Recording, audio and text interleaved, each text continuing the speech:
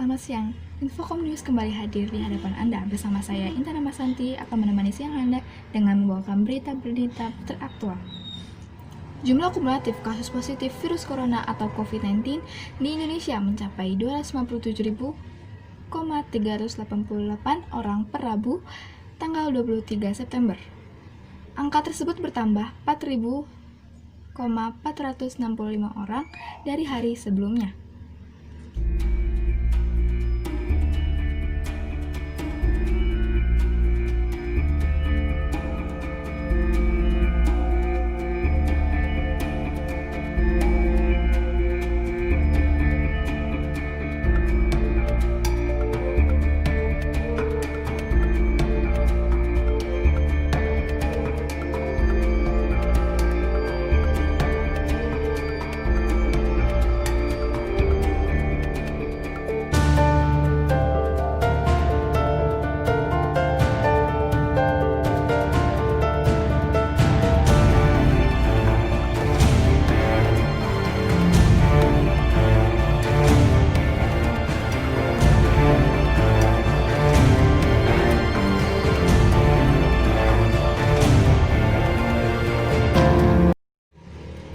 ...126 santri Al-Hidayah Purwokerto Banyumas yang terpapar COVID-19 dievakuasi ke tempat isolasi di kantor Diklat Pemda di Baturaden pada Kamis siang.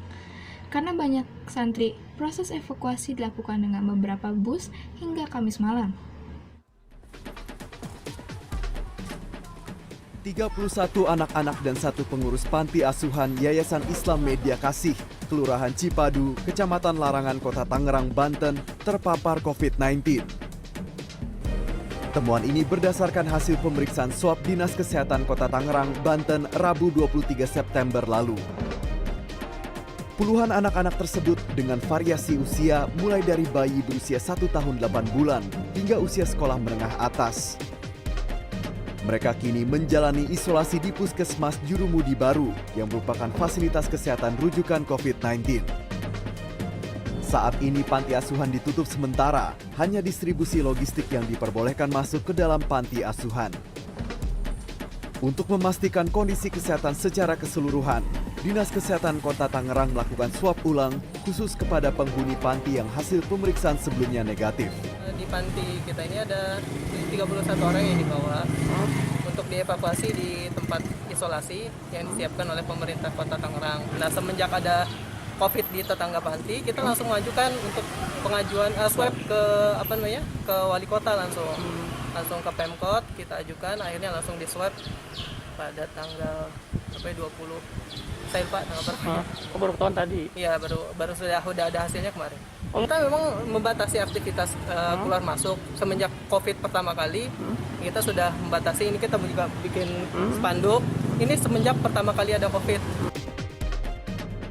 126 santri Al-Hidayah Purwokerto Banyumas yang terpapar COVID-19 dievakuasi ke tempat isolasi di kantor Diklat Pemda di Baturaden pada Kamis siang. Karena banyaknya santri, proses evakuasi dilakukan dengan beberapa bus hingga Kamis malam. Tidak hanya evakuasi para santri, petugas gugus tugas COVID-19 Banyumas kemudian melakukan sterilisasi di area seluruh ponpes dengan menyemprotkan disinfektan. Hal ini dilakukan untuk mencegah penyebaran COVID-19 ke santri lainnya. Pasalnya masih ada lebih dari 290 santri yang belum dilakukan tes swab. Sementara untuk yang hasilnya negatif akan dipulangkan ke rumah masing-masing. Untuk Pondok Pesantren Al-Hidayah Karangsuci dengan jumlah total pesantrinya kurang lebih ada 590 orang, yang dites swab baru 292 orang. Dari hasil tes swab tersebut yang sudah keluar 203 hasil tes, di mana dari 203 hasil tes yang terkonfirmasi positif ada 126 orang. Dengan penambahan 126 santri positif COVID-19, maka jumlah pasien COVID-19 di Banyumas saat ini mencapai 484 orang. Adanya klaster baru dari Ponpes ini, Bupati Banyumas meminta Ponpes lainnya untuk lebih waspada agar tidak terjadi penambahan kasus lagi. Tim Liputan CNN Indonesia. Infokom News akan kembali setelah melihat pariwara berikut ini.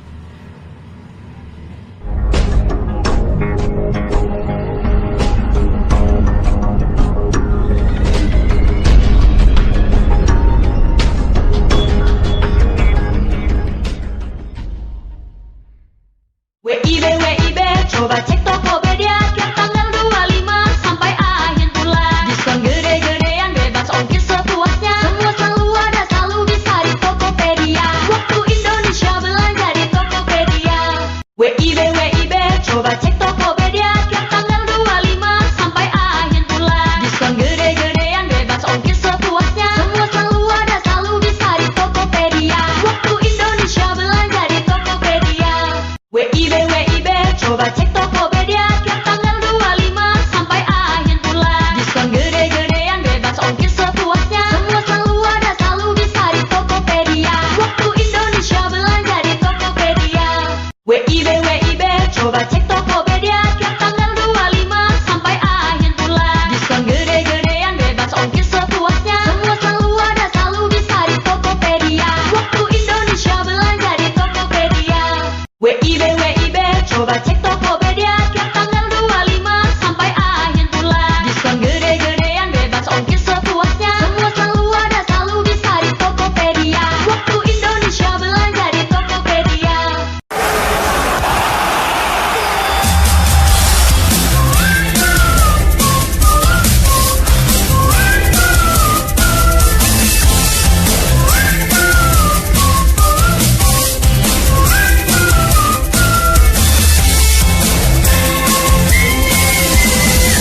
TV pertama dengan 6 dasar warna, menampilkan jutaan warna hingga tak satu pun yang tertinggal. TV Panasonic Viera dengan Hexachroma Drive. Panasonic.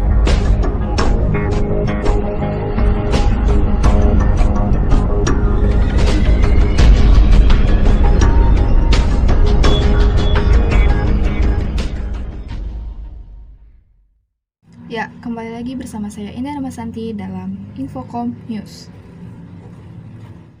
Wilayah pesisir di Jakarta yang cukup luas memiliki ragam kisah yang turut mewarnai kehidupan masyarakat kalbu kota. Mulai dari sumber daya alam, keseimbangan ekosistem hingga sejarah dan budaya merupakan bagian kecil dari pesona di pesisir utara Jakarta.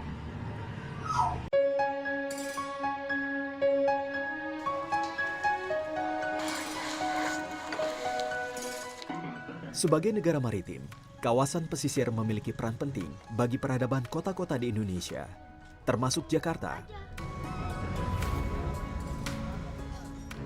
Wilayah pesisir di ibu kota Jakarta yang cukup luas memiliki ragam kisah yang turut mewarnai kehidupan masyarakat. Mulai dari mata pencarian, alam, hingga sejarah dan budaya yang merupakan bagian kecil dari cerita di pesisir utara Jakarta.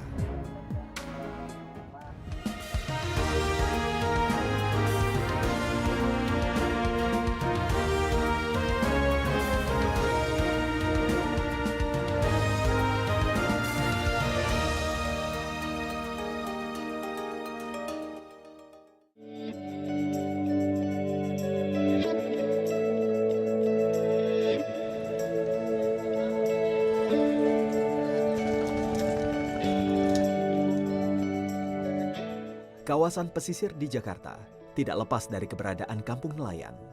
Salah satunya Kampung Nelayan Kamal Muara yang terletak di RW 04, Kelurahan Kamal Muara, Kecamatan Penjaringan, Jakarta Utara.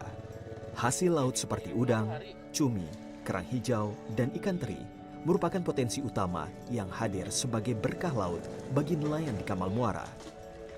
Nuansa Bugis cukup terasa saat hadir di Kampung Nelayan Kamal Muara.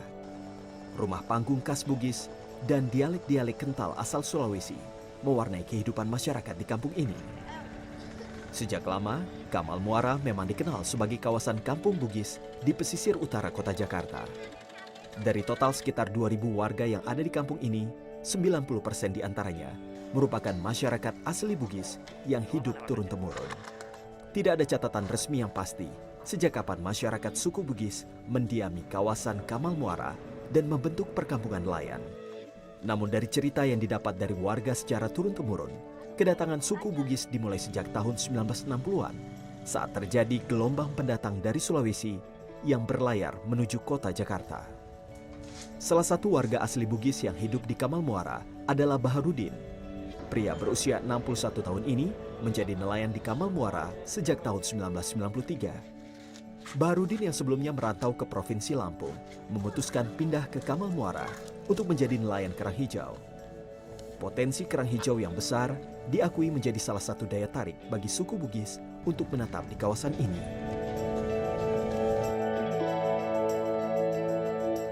Dulu ini sejarah itu datang orang Bugis itu nggak dari barat, dari Sulawesi. Ya istilahnya ini maaf ini dari utara misalnya kan itu menarik gara-gara itu masalah hasil kerang hijau. Iya, waktu kalau masuk ikan itu nggak seberapa karena juga sana di Sumatera kan banyak juga ikan. Cuma di sini kerang hijau itu hasilnya itu makanya kerang hijau itu banyak yang datang kerja seperti itu, ya membangun seperti itu. Ya perempuan juga bisa kerja, anak-anak bisa kerja untuk sekolahin anak-anak. Mau ya kontrak, kebanyakan sini orang kontrak. Iya, pendatang jadi. Hasil yang melimpah dan proses budidaya yang cenderung mudah membuat kerang hijau menjadi hasil laut utama yang ada di kampung ini. Ya, gue orang Bugis itu kebanyakan tuh dari Sumatera tuh tinggalin harta di sana di Sumatera gara-gara itu kerang hijau. Ya karena alhamdulillah ya mau rezekinya memang juga paling setahun 2 tahun ke Tanah Suci. Ya saya juga hasilnya saya itu istilahnya hasil kerang hijau. Ya bangun sedikit dapat sedikit kumpulin bikin rumah sekolah anak-anak.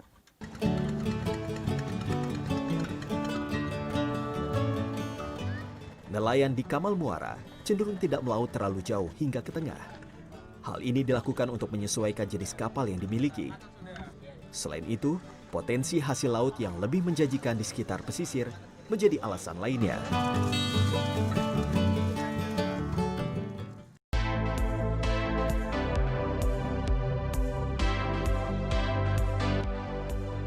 Potensi alam lainnya yang tersedia di pesisir utara Jakarta adalah bakau atau mangrove.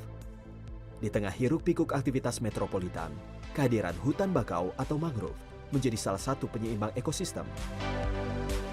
Hutan bakau atau mangrove adalah hutan yang tumbuh di atas rawa air payau yang biasanya terletak di garis pantai. Tumbuhan yang hidup di hutan mangrove bersifat unik karena merupakan jenis tumbuhan dengan gabungan ciri-ciri yang hidup di darat dan laut. Beberapa jenis flora khas mangrove ada di sini, seperti api-api, paku laut, jeruju, tanjang, tengar, buta-buta, pidada, dan yang paling khas ditemui yaitu bakau dengan bentuk batang yang menyeruak dan memiliki mahkota pohon lebat. Jenis tanaman di hutan mangrove biasanya memiliki sistem akar yang dalam dan kokoh. Hal ini membuat tanaman di hutan mangrove memiliki peran penting dalam menjaga ekosistem di kawasan pesisir. Namanya secara umum pohon mangrove ya dan jenis pohon yang lainnya juga ya untuk penyerapan karbon dan menghasilkan oksigen ya, oksigen atau mobil khusus di pinggir pantai gitu itu kan buat penjaga garis pantai ya untuk menciptakan habitat itu menjadi habitat satwa ya, habitat satwa berbagai macam satwa laut dan yang di darat juga gitu kan ya. Terus untuk menjaga abrasi dan intrusi air laut juga dan tentunya untuk menjaga iklim ya untuk menekan polusi udara terlebih Jakarta ini yang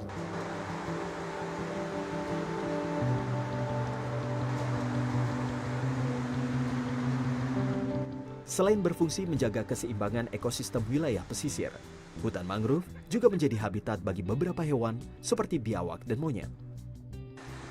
Beberapa tanaman di hutan mangrove memiliki nilai ekonomis dan bisa dijadikan olahan minuman serta makanan. Seperti pidada, buah yang menyerupai jambu biji ini merupakan sumber makanan bagi monyet-monyet yang ada di wilayah hutan. Namun selain jadi makanan monyet, Buah pidada juga biasanya diolah menjadi sirup dan selai.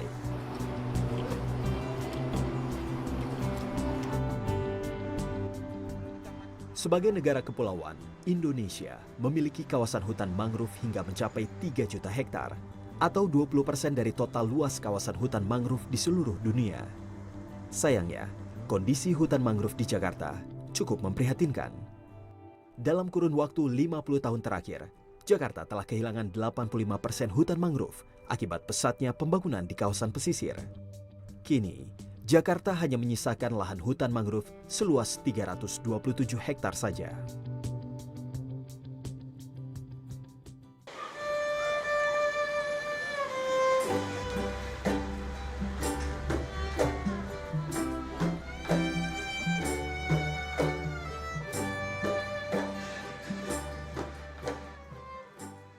Penamaan Kampung Tugu pun ada berbagai versi lagi.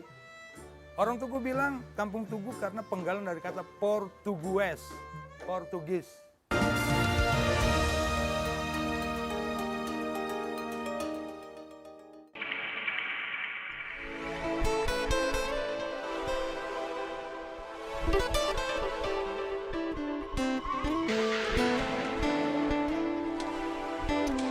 Kota Jakarta memiliki sejarah keberagaman yang panjang. Alhasil berbagai kisah tersebar di seluruh penjuru kota, termasuk di kawasan pesisir.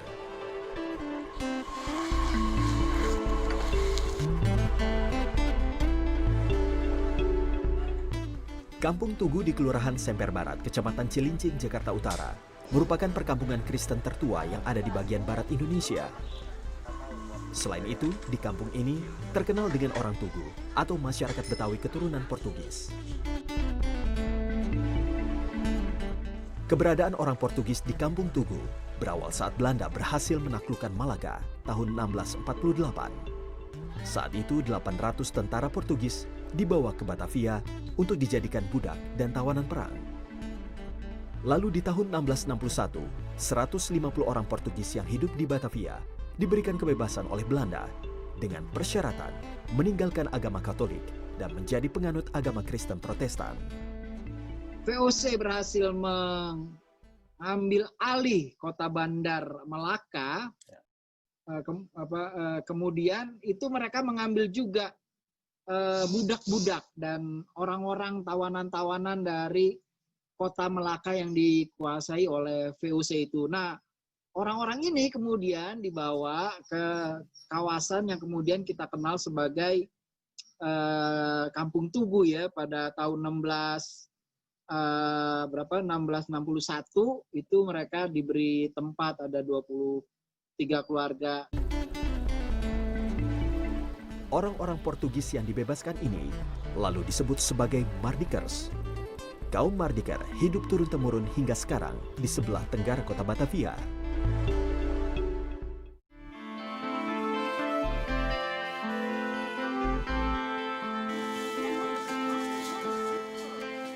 Ada banyak versi mengapa kemudian kaum Mardikers menempati lahan Kampung Tugu di pesisir utara kota Jakarta. Versi pertama dikisahkan, kaum Mardikers dibebaskan dan diberikan sebidang tanah di sebelah tenggara Batavia. Lalu versi kedua, mereka dibuang oleh Belanda di wilayah yang saat itu masih merupakan hutan belantara. Arthur James Michels yang merupakan generasi ke-10 dari salah satu keluarga Mardikers di Tugu memiliki kisah yang diceritakan secara turun-temurun terkait hal ini. 14 tahun kemudian, tempat ini kembali ditemukan oleh Belanda. Dan Belanda mengirim seorang pendeta bernama Melchior Ledecker. Itu tahun 1675. Nah, ketika Melchior Ledecker datang ke Tugu, sebagian orang Tugu pergi lagi. Nah, yang sisanya ini dibentuk menjadi jemaat Protestan. Ketika Melchior Ledecker membangun sebuah gereja yang sangat sederhana tahun 1678, saat itulah tempat ini bernama Kampung Tugu. Penamaan Kampung Tugu pun ada berbagai versi lagi. Orang Tugu bilang Kampung Tugu karena penggalan dari kata Portugues, Portugis. Jadi dipenggal por dan s-nya jadi Tugu. Ada juga yang bilang karena ditemukannya batu tumbuh. peninggalan Raja Purnawarman. Ditemukannya batu tumbuh itu abad ke-19. Kampung ini dari abad ke-17. Di Kampung Tugu terdapat bangunan gereja bersejarah yang menjadi simbol religi masyarakat di sini. Bangunan gereja yang kental dengan nuansa Eropa ini telah berdiri sejak 272 tahun silam. Beberapa bagian seperti tembok dan mimbar bahkan masih merupakan bagian bangunan asli. Kenapa akhirnya gereja Tugu ini memiliki sejarah yang penting gitu untuk masyarakat Tugu di Jakarta Utara ini? Ya, kalau untuk orang Tugu, ini gereja Tugu salah satu identitas. Di mana orang Tugu adalah masyarakat yang begitu religius sebenarnya. Karena setiap orang Tugu datang di suatu tempat, dia pasti membangun gereja. Dan salah satunya gereja ini. Pembangunannya dimulai pada tahun 1744. Jadilah bangunan ini. Nah, 1747 gedung ini selesai dibangun dan dipergunakan, tapi baru ditahbiskan tanggal 28 Juli 1748 oleh pendeta Johann Maurits More. Johann Maurits More ini pendeta Protestan keturunan Portugis. Gereja Tugu atau yang sekarang dikenal sebagai Gereja Protestan Indonesia Barat Tugu diputuskan menjadi bangunan cagar budaya di tahun 1970 oleh Gubernur DKI Jakarta saat itu Ali Sadikin. Gereja bukan satu-satunya peninggalan sejarah yang dimiliki masyarakat Tugu saat ini. Bahasa Kreol Tugu juga menjadi tanda peninggalan kehidupan masyarakat Portugis di Kampung Tugu. Bahasa Kreol Tugu merupakan jenis bahasa Portugis yang berpadu dengan dialek dan tulisan Melayu. Jadi bahasa Kreol itu adalah bahasa Portugis yang diucapkan dan ditulis seperti yang diucapkan. Contohnya kere. Kere kita tulis K-E-R-E, kere. Artinya mau. Kalau orang Portugis, orang Portugal, nyebutnya kere. Tapi tulisannya Q-U-E-R-E-R. Kere. Selama 300 tahun lebih, para kaum Mardikers dan keturunannya hidup di Kampung Tugu. Namun kini, hanya tersisa 7 nama keluarga yang merupakan keluarga asli keturunan kaum Mardikers.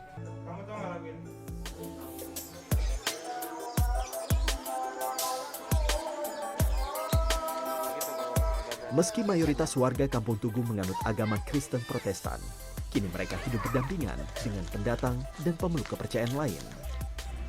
Kampung Tugu kini telah berubah dari wilayah yang homogen menjadi kawasan yang sangat heterogen.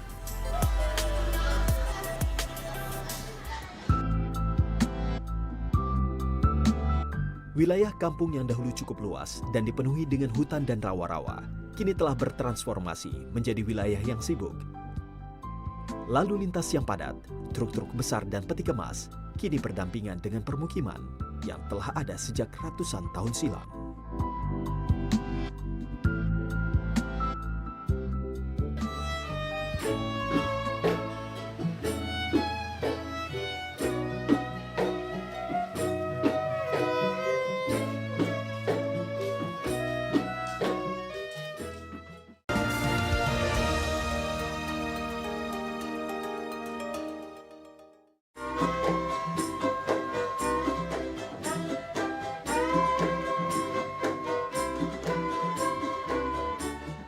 Alunan musik keroncong seperti ini memang terdengar sangat khas bagi telinga orang Indonesia. Namun siapa sangka, keberadaan musik keroncong ternyata berasal dari Kampung Tugu di pesisir utara Jakarta.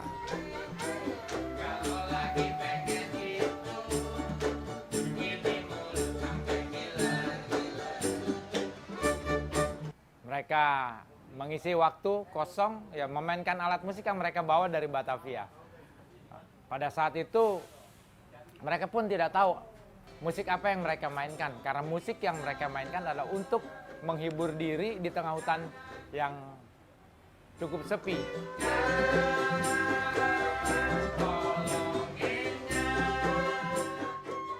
Kaum Mardikers memainkan alat musik yang mereka punya saat itu sebagai media hiburan karena hidup di tengah hutan yang sepi.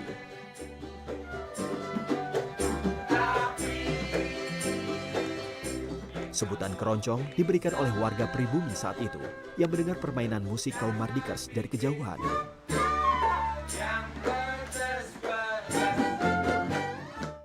Karena suara yang saling bersautan macina, prunga, cerang, cerung, itulah yang menjadi sebutan kalau musik yang kita mainkan itu, yang kami mainkan itu musik keroncong.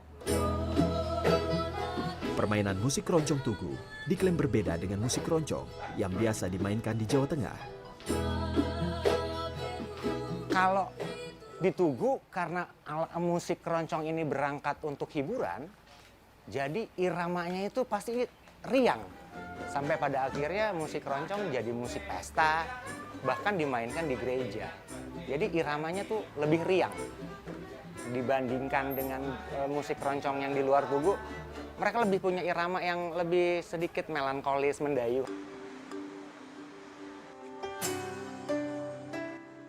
Permainan musik keroncong Tugu dimainkan dengan 8 alat musik seperti gitar, bass, biola, flute atau suling, cello, 2 gitar kecil bernama pronga, dan macina, serta rebana sebagai perkusi yang tidak digunakan grup keroncong lain.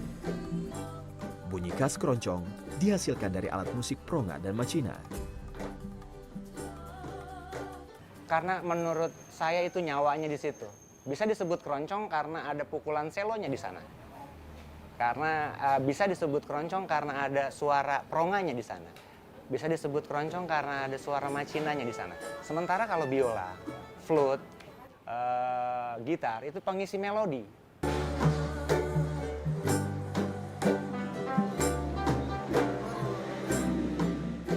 Musik keroncong Tugu biasanya memainkan lagu dengan lirik yang agak mirip dengan musik khas Betawi. Selain itu, keroncong Tugu juga memiliki lagu yang menggunakan bahasa Kreol di dalam liriknya.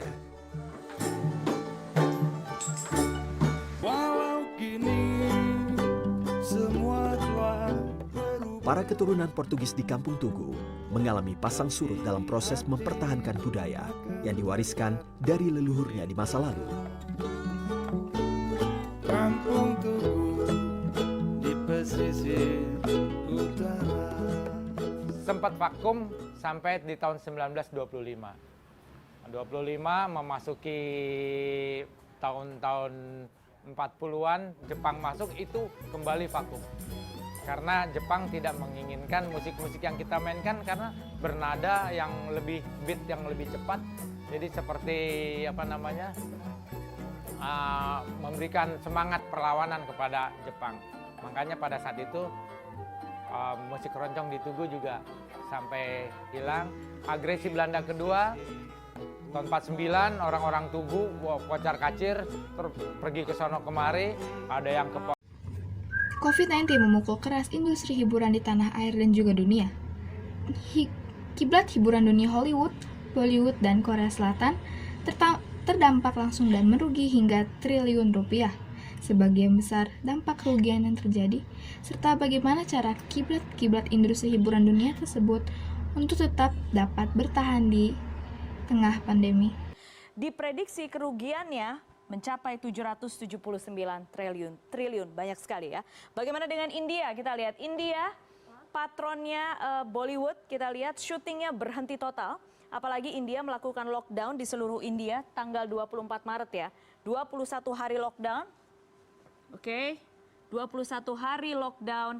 Akibatnya ada 83 film tunda rilis, bahkan ada yang masih belum beres syuting. Dan kasus COVID-19 di India juga masih terus bertambah. Kerugian yang mencapai 2,8 triliun rupiah. Berikutnya kita lihat bagaimana di Korea Selatan, masih di Asia. Kalau misalnya kita tahu penggemar drakor ini sebenarnya cukup happy selama pandemi ya. Kita bisa nonton, ngabisin serial drakor secara streaming. Tapi ternyata dunia filmnya, film Korea sangat-sangat terdampak. Kita lihat Januari ada 17 juta tiket bioskop laku, kemudian itu sebelum pandemi. Mulai masuk pandemi Maret langsung drop turun jadi 970 ribu. Bayangin, dari 17 juta turun banget jadi 970 ribu ya. Tapi sekarang bulan Mei kemudian naik lagi menjadi 1,5 juta tiket bioskop. Oke, bagaimana dengan musik dunia musik Korea Selatan. Kita lihat BTS, kita tahu boy band di Korea Selatan, boy band terbesar, membatalkan konser dunia padahal sudah mengeluarkan album ya, BTS. Nah kemudian Blackpink In Your Area, oke, awalnya mau comeback Maret, April dimundurin, pertama mau comeback Maret, kemudian dimundurin April, lalu mundur lagi rilis albumnya. Dan akhirnya baru mengeluarkan single baru-baru ini, How You Like That ya. Albumnya kemudian menyusul belakangan, diprediksi akan sekitar akhir Juli. Oke, sekarang pertanyaannya bagaimana mereka bisa bertahan? Karena mau nggak mau kalau misalnya dilihat sekarang pandeminya masih terjadi, belum ada yang tahu ini kapan berhenti. Jawabannya adalah ini dia, digital. Udah nggak ada pilihan lain, ini yang udah paling masuk akal pilihannya. Dan kemudian mau tidak mau diambil oleh banyak rumah produksi di Amerika Serikat. Kita lihat bagaimana cara rumah produksi di Amerika Serikat bertahan. Dari Universal, akhirnya setelah ditunda-tunda beberapa saat karena menunggu kapan pandemi beres, ternyata nggak beres-beres.